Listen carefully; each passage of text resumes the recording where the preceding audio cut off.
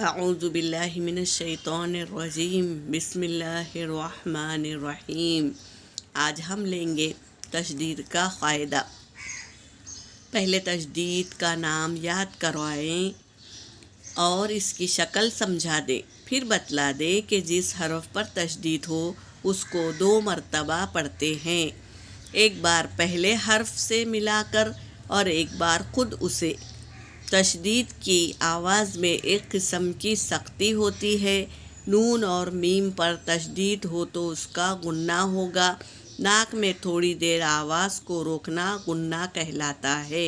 غنے کی مقدار 1 الف کے برابر ہے۔ اب ہم حرفوں کو کس طرح تشدید پڑھتے ہیں یہ سمجھیں گے۔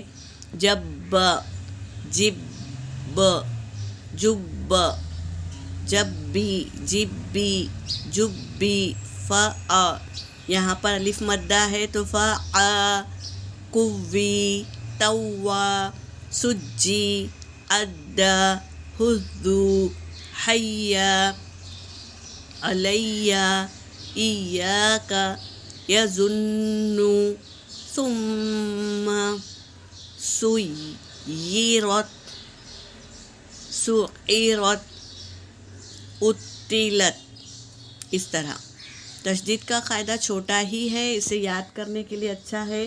تشدید میں ایک قسم کی سختی ہوتی ہے اور تشدید والے حرف کو 2 بار پڑھا جاتا ہے، اور نون اور میم پر تشدید ہو تو اس کا غنہ ہوگا۔